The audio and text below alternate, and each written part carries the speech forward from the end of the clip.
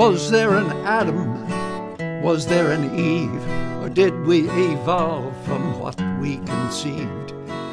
Either way, we got what we needed when the sun shone down on the Garden of Eden.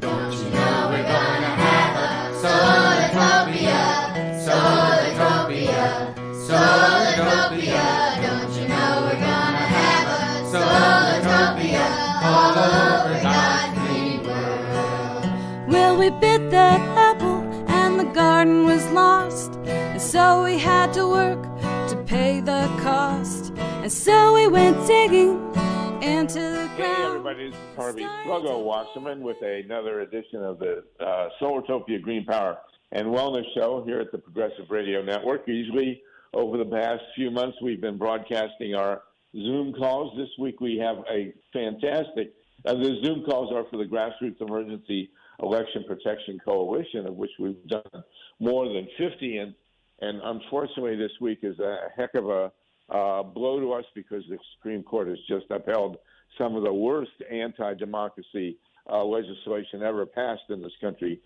from the state of Arizona. We're going to talk with that with our magnificent guest. Couldn't be better. Laura Flanders, the truly great Laura Flanders, who has been on TV with the wonderful progressive talk for so long now. Laura, it's great to have you with us. It's an honor. Oh, it's great to be with you, Harvey. Really, it is. Truly, that ruling last night is just so depressing. 6-3. Ay, ay, ay. We knew it was going to be bad with this term, but it's turning out to be pretty darn bad. Well, these laws, and of course, this is part of the great struggle now in this country for democracy, which is the last bastion, as we always do. Democracy is what really allows the world to go to some place where we can have justice and fight for our climate and do all the things we need to do. And the good news, of course, is that in this country, the forces of good, the forces of progress and change and justice and ecological sanity, we are in the majority. There is no doubt that if we had a true democracy in this country, we would have a very progressive government.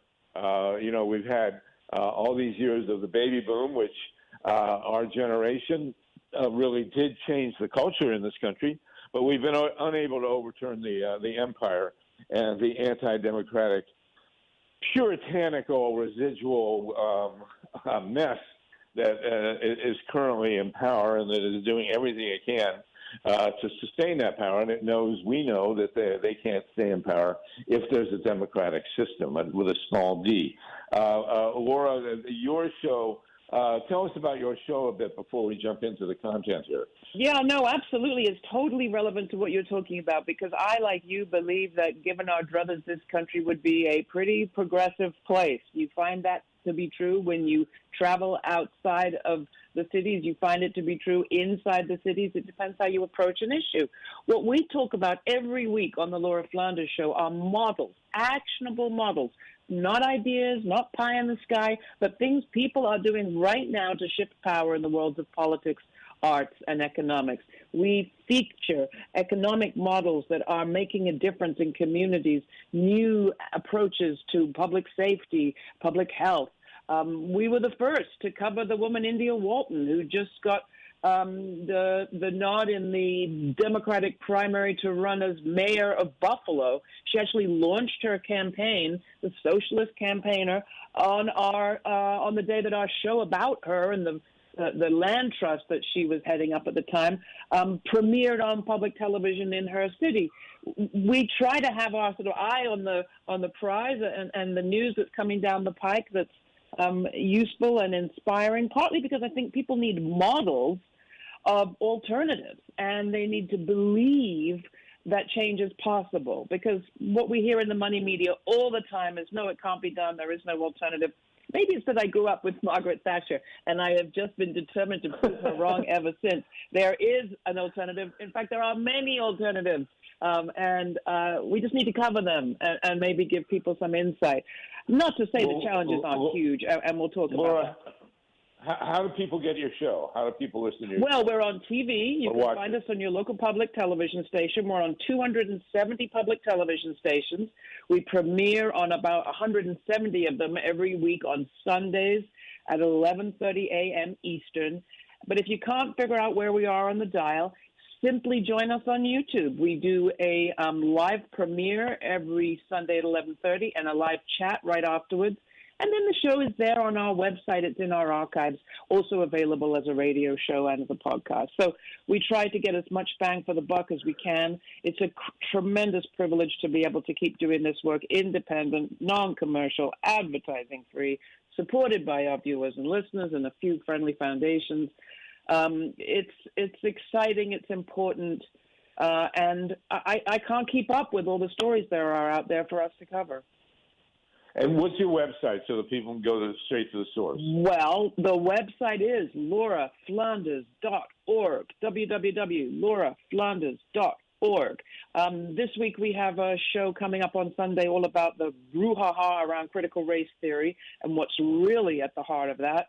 And you can find all our programming right there, audio, video, whichever you fancy, plus my commentaries. I write a commentary every 2 weeks, and the most recent is actually about that Buffalo race. Yeah, this critical race theory is just another right-wing diversion. You know, I loved how they were screaming about censoring. The last round of BS from the right wing had to do with the cancel culture. Cancel culture. They are the right. cancel culture. And well, don't forget the stolen election hoax. That was a pretty good BS package.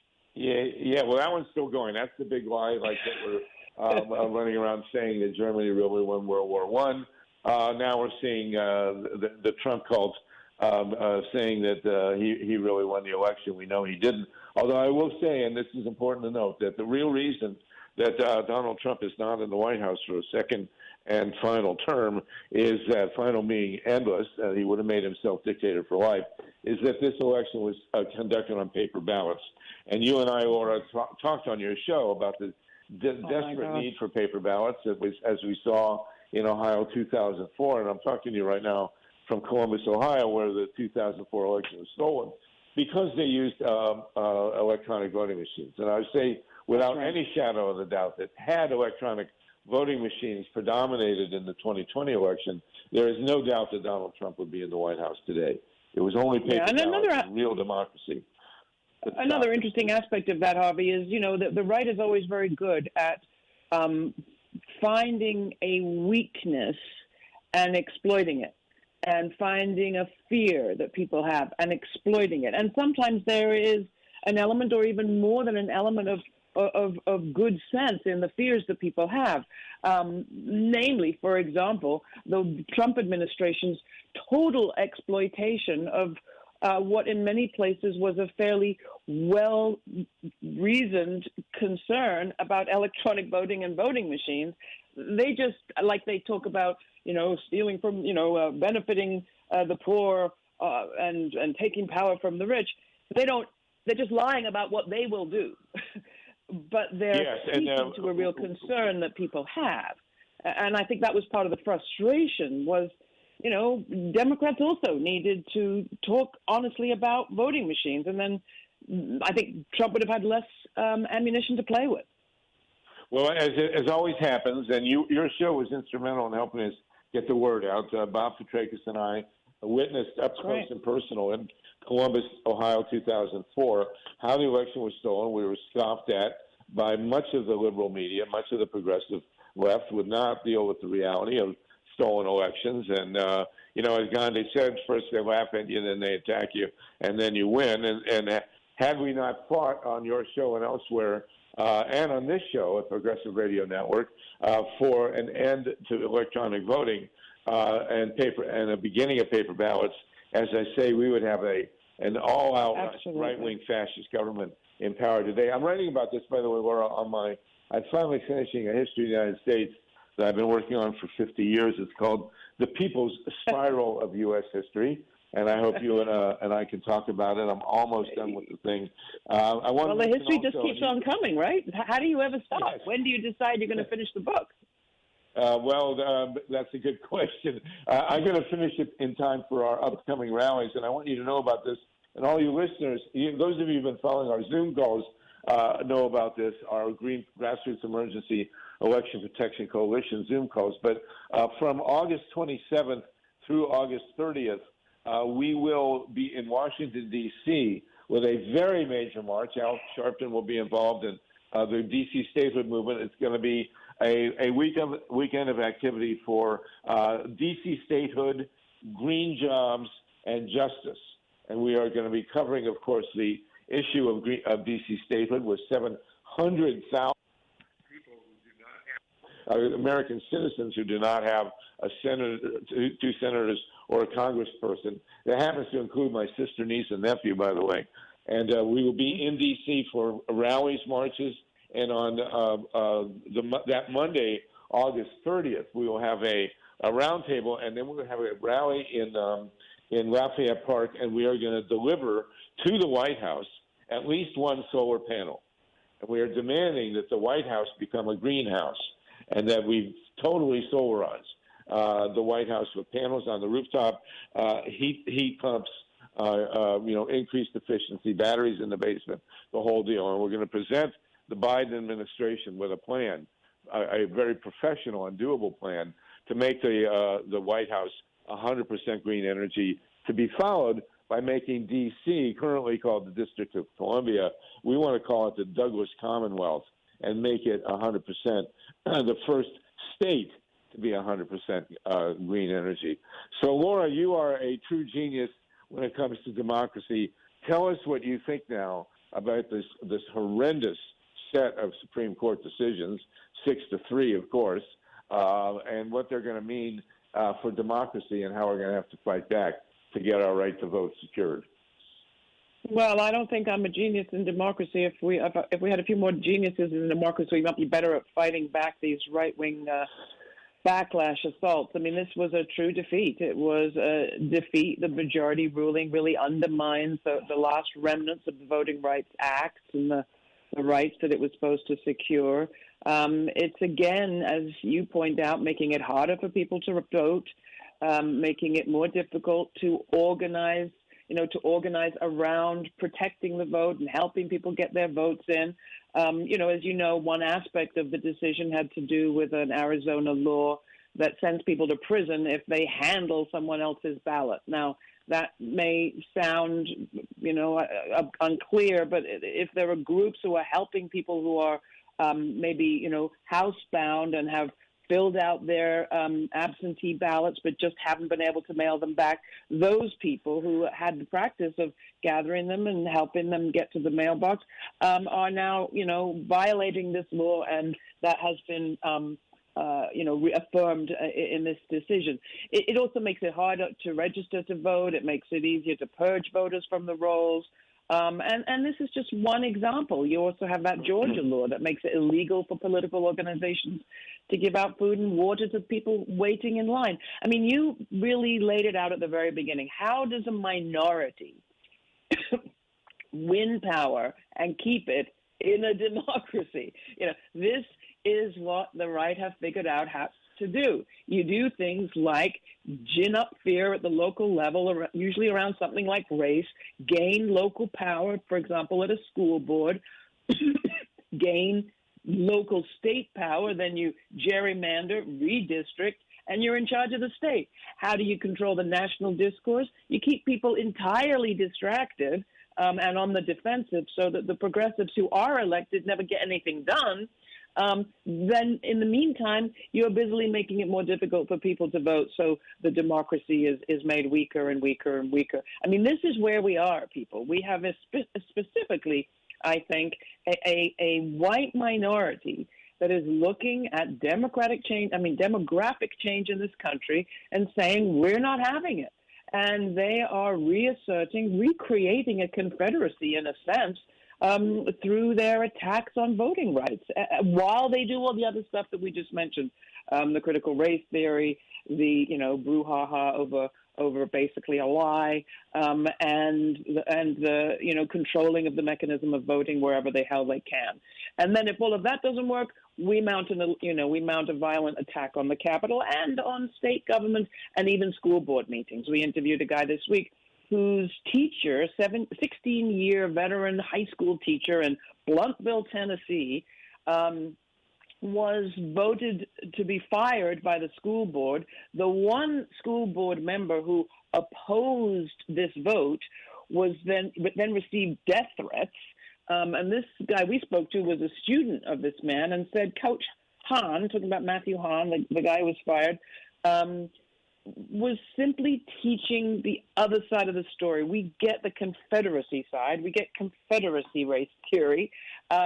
What he was teaching was the other side of the story, the truth about white supremacy in America and the nation's foundings.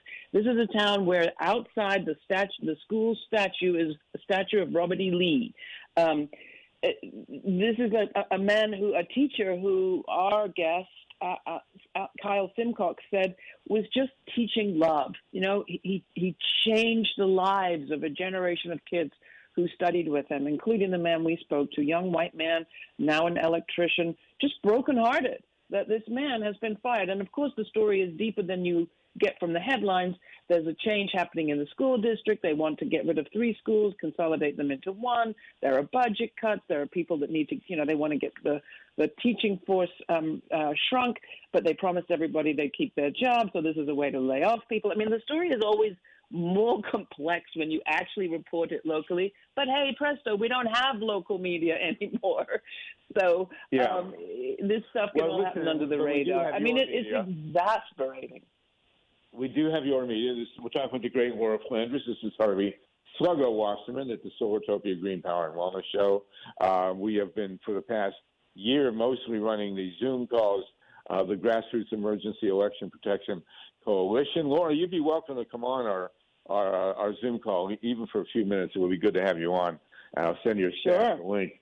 You will definitely be introduced. We have been covering the progress or the regression against democracy. My own book, History of the United People's Spiral of U.S. History, which is, I promise I will finish soon, certainly by August, is about to show that it was not only the Confederacy, but really the root of reaction in this country comes from Puritan Boston in 1630, when these horrible right-wing, witch-burning, heathen-hating Puritans came to America and ran smack up against the indigenous culture. One of the things that we have to understand in this country, Laura, and I'm sure you know, is that the real root of American democracy is with the indigenous and with matriarchy. And what I am advocating, and of which you are a shining example, is that women really need to take over. We need a matriarchy. Well, some women. Don't forget, I mentioned Margaret Thatcher earlier. We need to make sure we keep an eye on which ones. Well, she and I used to go out together, but we couldn't talk about politics, and we had to break up. So what can I tell you? We are here at PRN. We are thrilled for the support of the station. Thank you to the crew in New York. And Laura Flanders, I don't know how you do it. You're with my great buddy, Rory O'Connor, who is one of the ancient stalwarts. I hate to use the word ancient, but we are getting there, of the movement against nuclear power. One of the things that just happened in this past week, and I have a piece about this at Reader-Supported News, is this collapse of the condo in Florida really is a terrifying omen for the nuclear power industry, because we have these reactors all over the country that are equally old, badly maintained. The concrete is deteriorating, and here you have a condo. This was no ordinary condo, by the way. This is a very, very expensive condo. These units in these condos were $1 million plus. This condo that collapsed, and I look at that picture of the collapsed condo, and I see a nuclear power plant. And there are 4 of them in South Florida, and you and I also have talked about this on your show. We did in your neighborhood, thankfully, just shut the Indian Point reactor. Unit 3 is done, and so the whole Indian Point complex is done. And one of the things we're pushing at this rally at the end of August in D.C., and why, by the way, we choose the date, Laura, because of the anniversary of the King speech. Martin Luther King's I Have a Dream speech was August 28th, 1963. So this will be the 58th anniversary. But one of the big revolutions that we're also attempting to have in this country is to convert 100% to renewables. And you talk about this a lot, especially with Rory O'Connor on your staff. What's your take on what's happening with renewables now? Well, I think we have to keep our eye on the prize here. I mean, they are looking at sea level rise also as part of the picture of what happened in that condo unit. And one of the key pieces of the platform that Biden was elected on was a plank having to do with a major Green New Deal climate measure investment program. You look at the bipartisan infrastructure bill, and the lack of climate measures is blinding. This is a moment where all of us have been pushing for a major investment in a real culture shift in this country around energy, around climate, and of course they're connected. And we're not seeing it in Washington. And in Washington, we're not seeing it, and we're not seeing it at the local level as much as possible, as much as we need to. It's very hard.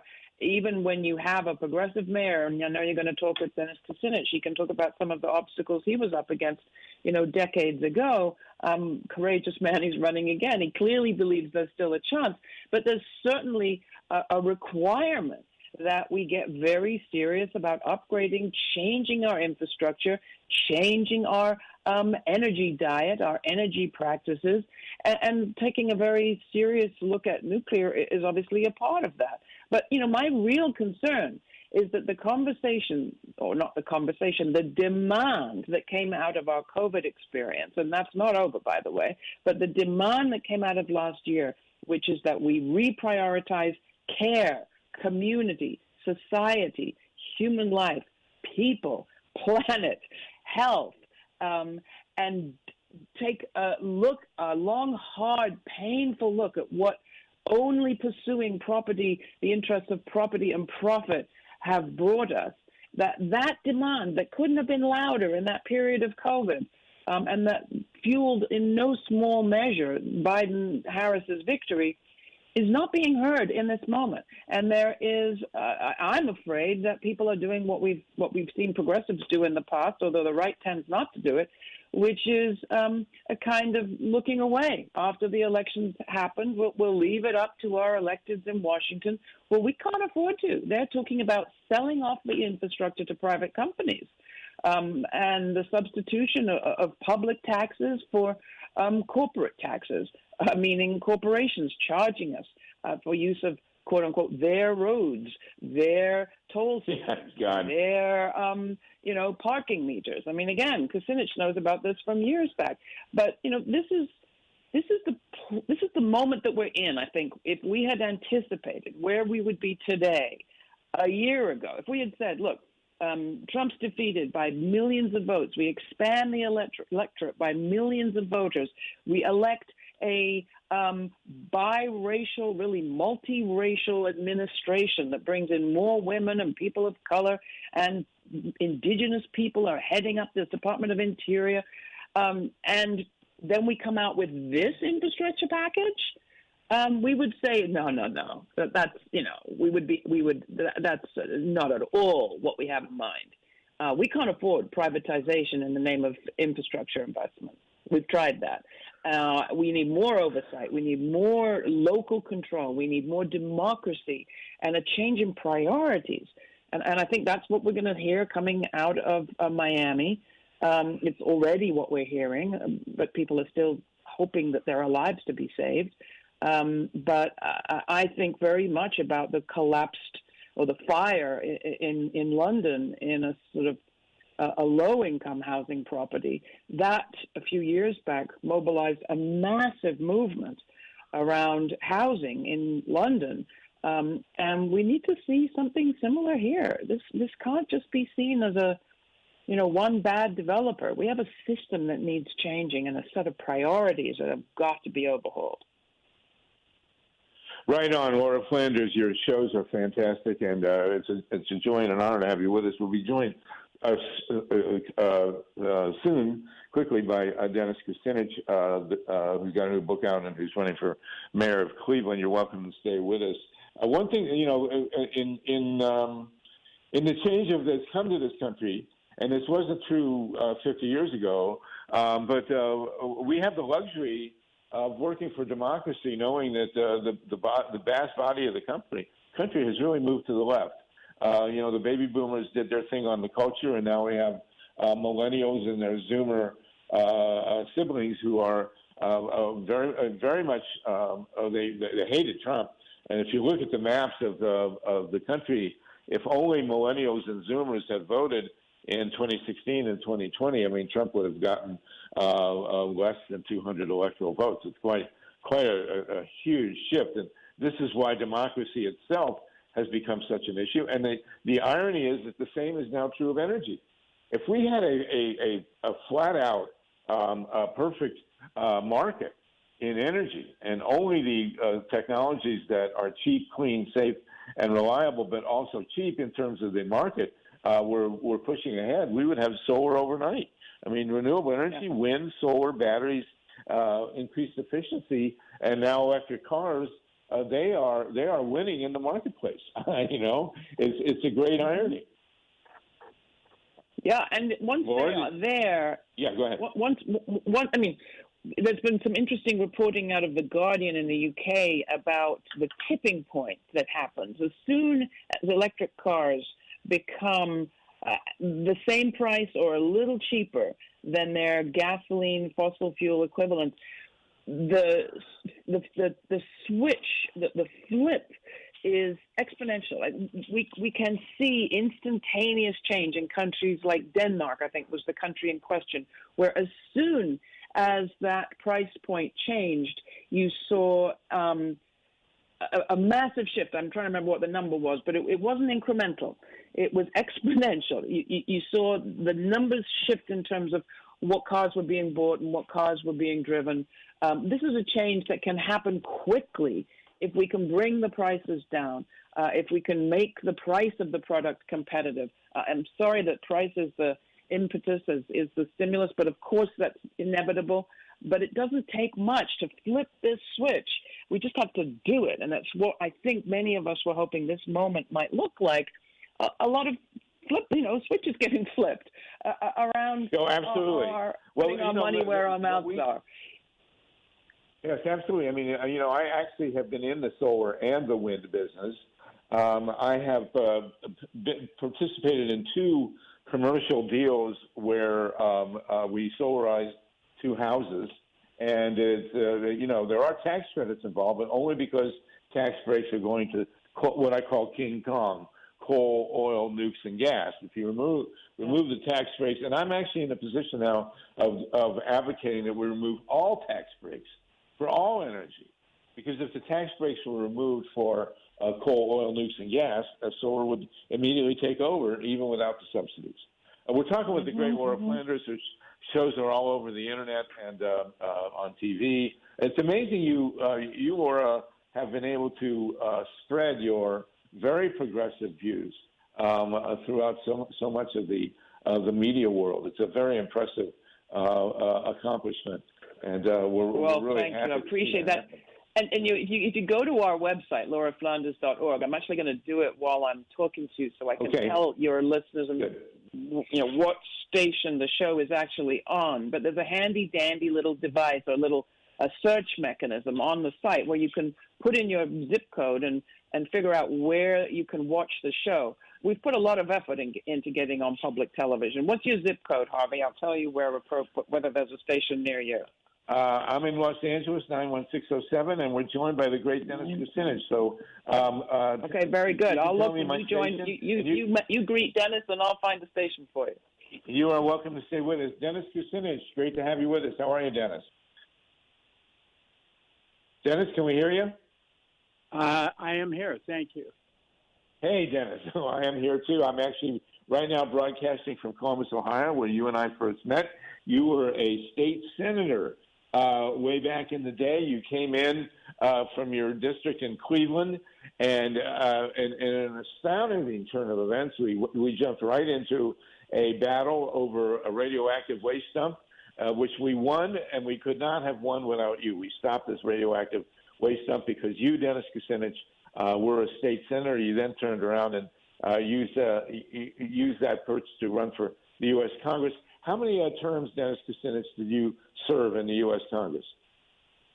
Well, I served a total of 16 years, 8 terms, but I want to tell you that that fight that we had to block nuclear waste from coming into Ohio from Iowa, Wisconsin, Indiana, Michigan, Missouri was so important to this state. And as we proved at that point, it would have poisoned our water table. It would have made Ohio radioactive, but the people promoting it didn't care about that. They were just looking for a place to dump nuclear waste.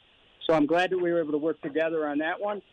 And, of course, now with my new book, The Division of Light and Power, nuclear power actually finds a center stage on that with that book, and we can get into it in a moment.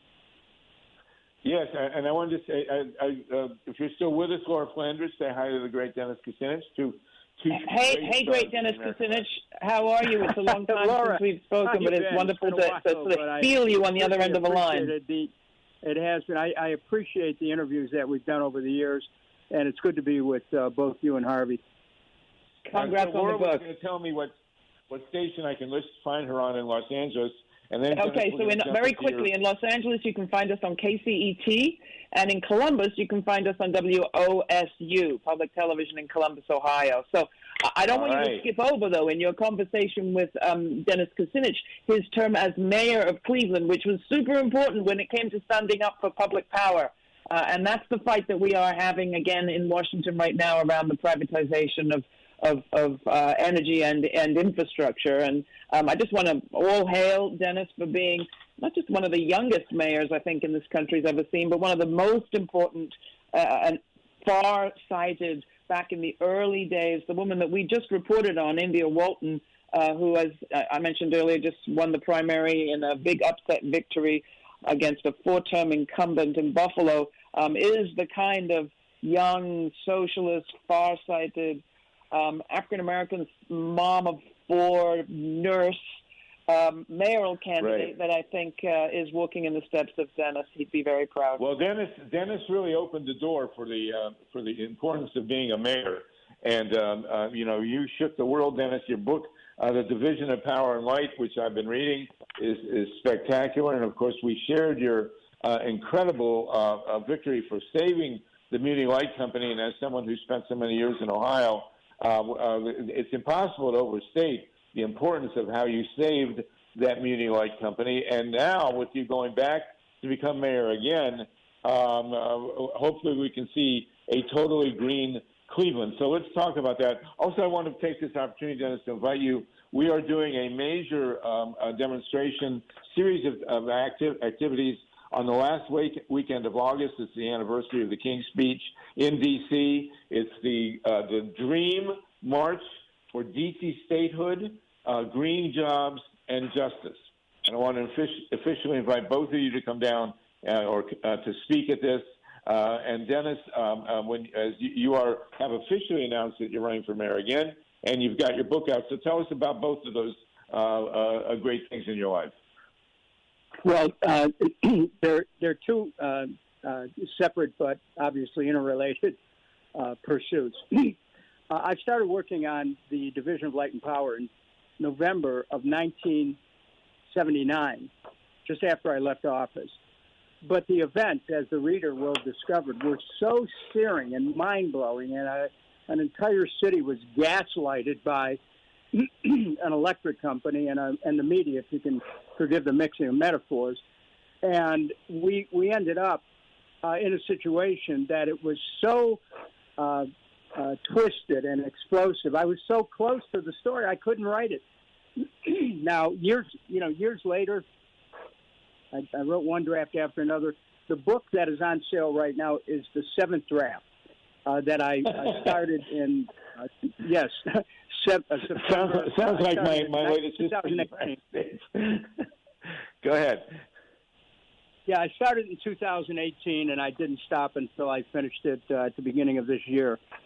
So, it begins when I'm a young, newly elected councilman, age 23, and I get into city council, and immediately I start to see evidence of this utility, the Cleveland Electric Illuminating Company, interfering with our municipal electric system, being involved in corporate espionage, sabotage, trying to, playing with the finances of the city to try to soften the city up for a sale of our municipal electric system.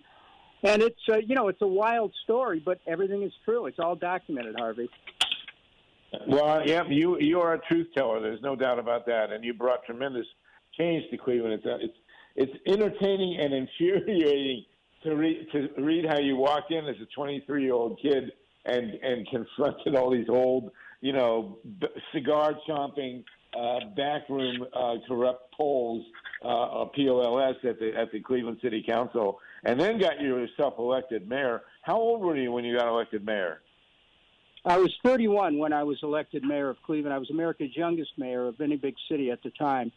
And as soon as I was elected mayor on a promise to save our municipal electric system, which had been sold by the previous mayor, and I started a campaign to block the sale, and that was instrumental in my being elected mayor, because people did not want to get rid of the muni light system, even though there was tremendous pressure from the corporate community, the Cleveland Electric Illuminating Company, the banks, the media, both political parties. Because remember, I was elected as an independent, and it became the central issue of my administration, because the banks were in and particularly Cleveland Trust Bank at the time, they were in a life and death struggle with our administration over trying to use their economic power to force us to sell the electric system. And you got to trace it back, Harvey, to the fact that the bank was a business partner with CEI, and in addition to that, the bank was involved in financing CEI. And you have to remember, CEI had 2 nuclear power plants that they had built or were building that were neither used nor useful once they were completed, but the bill for construction kept growing, and they were in financial trouble with the nuclear power program, and so they needed to have more customers. They needed mini lights customers, not only so they could have a monopoly in Cleveland, but also so they could raise everybody's rates to help pay off their rising nuclear power plant bills. Yeah, and these CEI, these executives paid, which is now First Energy. The more things change, the more they stay the same. These guys pay themselves huge amounts of money. Of course, now in Ohio, we've had this bribery case. $61 million bribe went to the $61 million. Let me repeat that. $61 million went to the Speaker of the Ohio House. They just finally got rid of the guy. We have been advocating for decades, Dennis, that the Cleveland could be 100% powered by wind energy. Wind turbines in the lake, wind turbines along the North Coast, with the muni buying the power. What does that look like when you come in as mayor? Well, first of all, there is this thing about having to win an election. But I certainly favor transiting Cleveland to green energy. Right now, we're locked in an absolutely abhorrent contract through AMP Ohio, which contracted with the Prairie State Energy Campus, which ended up freezing Cleveland's municipal electric plant into a long-term take-or-pay contract that has been so onerous that it has caused Muni Lights rates for the first time in its history to be higher than the Cleveland Electric Company. And so I have to straighten that out. But green energy is going to be one way that we demonstrate to the people of Cleveland that we can continue to clean our environment and can have the power that we need to move our economy forward. And Cleveland has a lot of benefits right now. I mean, we're on the lake area, the largest chain of Great Lakes in the world, fresh water, that is. And we're really in good shape as far as the future, as long as our sources of energy become greener. And I'm certainly committed to that.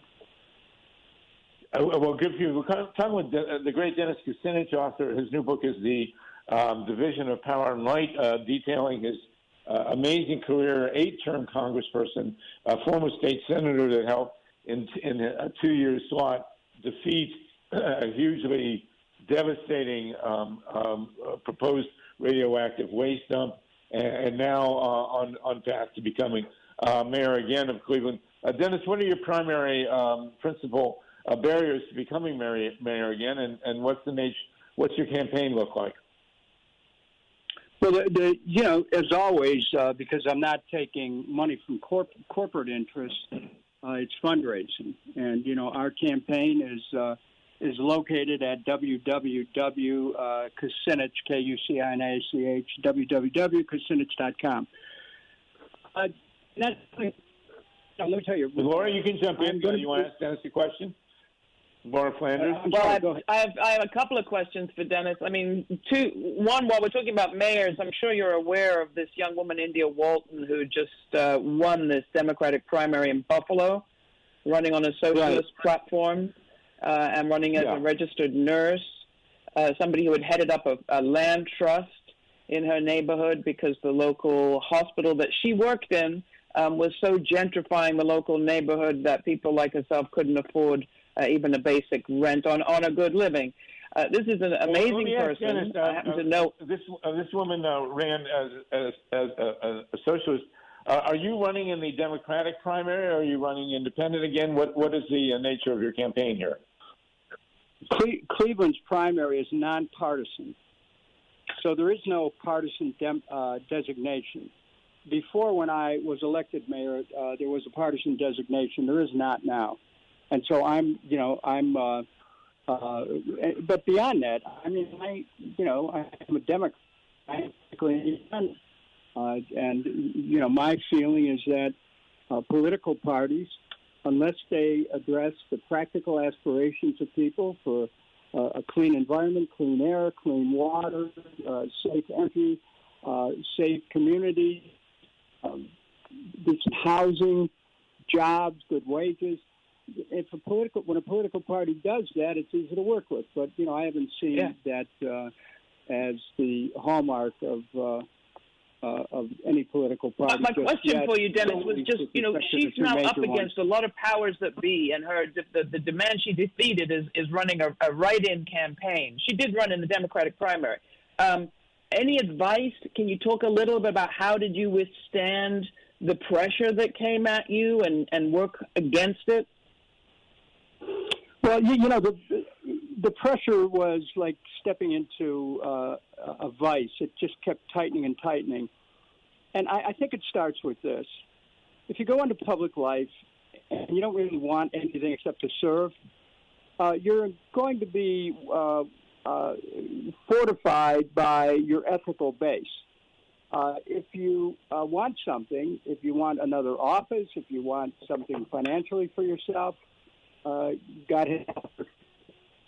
So for me, I was able to withstand the pressure because I came to public life with an ethical code, with a set of values and a belief that there is such a thing as a soul, and I wasn't going to give it up to please someone who professed to have extraordinary amounts of money, and they indicated a passing interest in my career. I had, I had no interest in that kind of materiality. I'm interested in ideas. I'm interested in improving people's lives, and if somebody can give me an idea can help do that, I'm all for it. I'm also interested in economic justice and social justice, and those are things that are, eternal verities that one must stand for if you're in public life, if you really care about people. So, yeah, I was probably the wrong person for the corporations to try to pressure. So, Dennis, when is your primary, and then when is the general in Cleveland? The primary is September 14th. Absentee ballot starts a month earlier, so it's not that far away. We're talking about an election where people begin voting, applying for their absentee ballots and voting by mail in about 6 weeks. So September 14th is the primary when they count up all the votes. November 2nd is the general election. And I can tell you, As you know, we're conducting, I've been involved with the election protection movement for 20 years, and we conduct, and I want to invite you, as I've invited Laura, onto our Zoom call, which usually fills the slot. The Grassroots Emergency Election Protection Zoom call happens Mondays at 5 p.m. Eastern Time, and you would be welcome, as well as Laura is, to come on for a few minutes and say hi and make sure that we know what's going on in Cleveland. What kind of challenges are you facing to get a fair election now in Cleveland? I know it's still part of Ohio, and God knows the mess in Ohio that the legislature is creating over elections is miserable. What are you looking at in Cleveland to get a fair democratic election? Small d. Right. Well, first of all, Harvey and Laura, let me say that Cleveland has had one of the lowest turnouts in any big city in the country, not only with respect to federal elections, but also with respect to local elections. People are so disenchanted with government, they just don't feel it's worth voting anymore. And it becomes of great significance because there's such a high poverty rate in Cleveland. And people, with poverty comes a certain amount of social disorganization and makes it difficult to understand that voting is central to one's deliverance from the underclass. If you, in fact, vote, you may be able to help create circumstances that can lift everyone up. So I don't think, in this election, we are certainly going to be having witnesses to the count, challengers if we need to. But the biggest problem in Cleveland is just getting people out to vote who are already registered. And, of course, I stand with you in challenging any kind of laws that come out of the state legislature which would inhibit people's right to vote.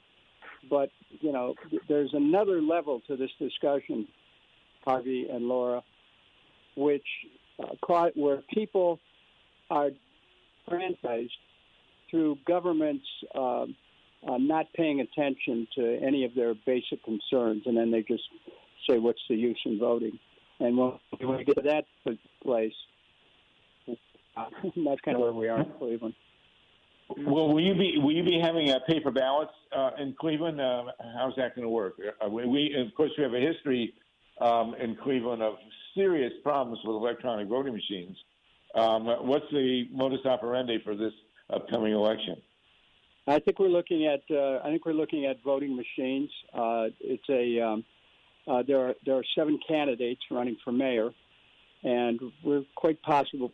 I think we're looking at voting machines, and we're going to be there to check all the machines and to make sure the tabs are sealed. And certainly, with the kind of knowledge that you have, Harvey, and being all over this issue for decades now, I'd certainly be interested in talking to you once I have some final definition as to the manner in which they're going to gather the votes and count them.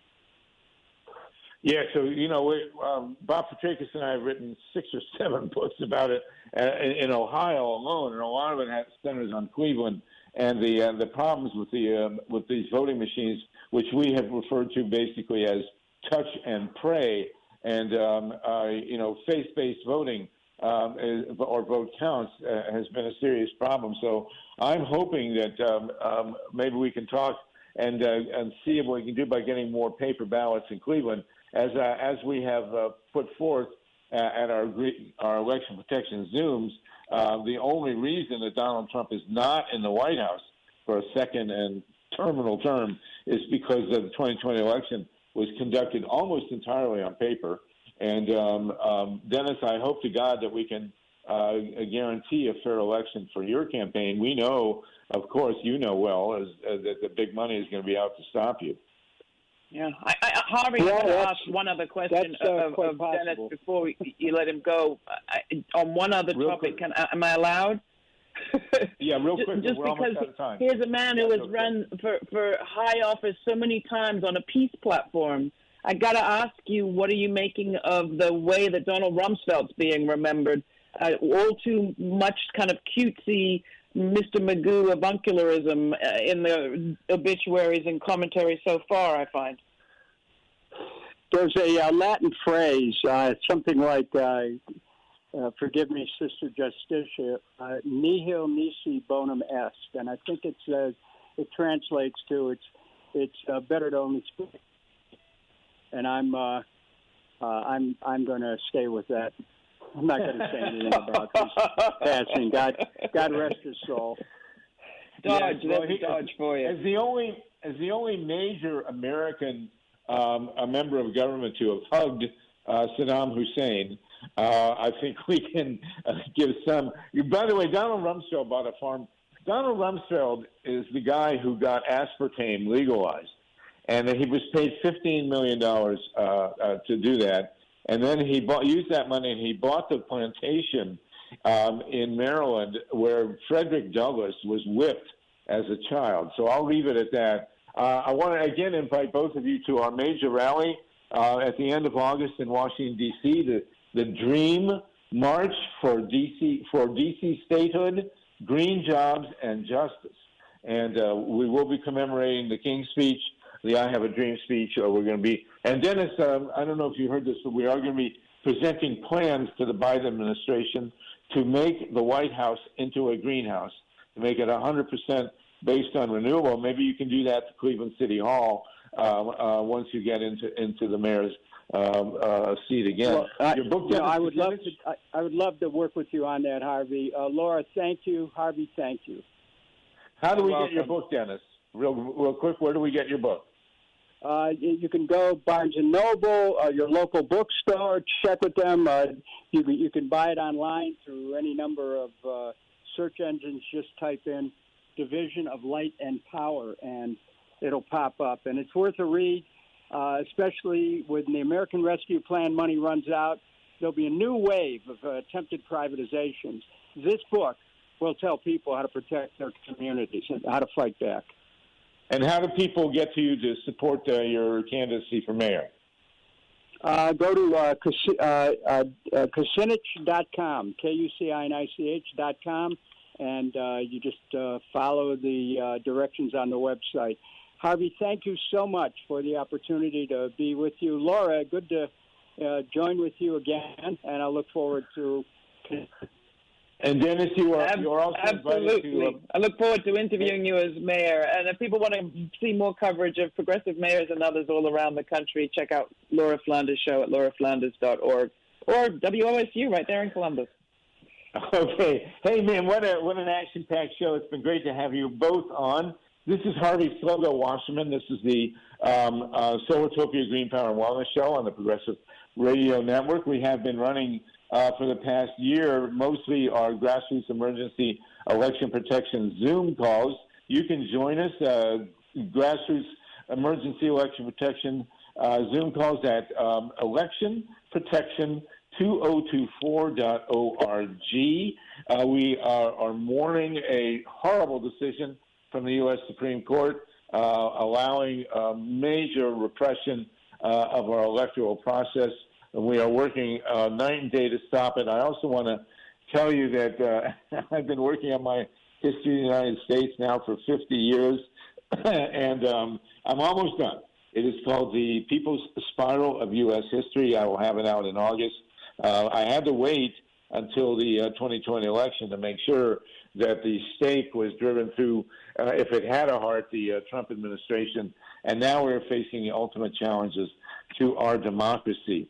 You guys in New York, thank you so much for keeping the show going. And I want to say, in addition, that and all of you out there who want to work on election protection, which is the primary issue we face, the good news is that if small d democratic elections are actually held in this country, the public is with us.